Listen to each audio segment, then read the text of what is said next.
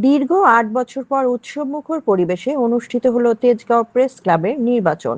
শুক্রবার অনুষ্ঠিত এই নির্বাচনে সভাপতি ও সাধারণ সম্পাদক পদে সরাসরি ভোট দেন সংগঠনের সদস্যরা।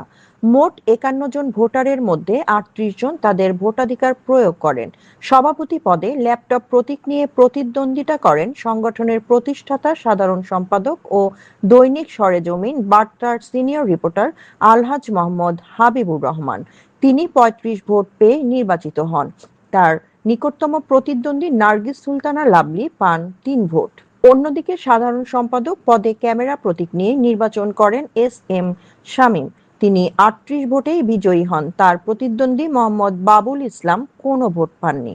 উক্ত নির্বাচনে প্রিজাইডিং অফিসার হিসেবে দায়িত্ব পালন করেন অ্যাডভোকেট খান চমকি এলাহী এবং সহকারী প্রিজাইডিং অফিসার হিসেবে ছিলেন বীর মুক্তিযোদ্ধা এ.কে.এম. করম আলী। নির্বাচনের সুষ্ঠু, অবাধ ও শান্তিপূর্ণভাবে সম্পন্ন করতে আইনশৃঙ্খলা বাহিনীর সদস্যরাও উপস্থিত ছিলেন।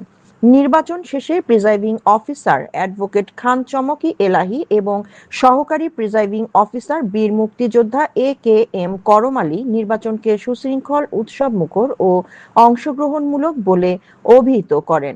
পরে তারা আনুষ্ঠানিকভাবে বিজয়ীদের নাম ও ফলাফল ঘোষণা করেন।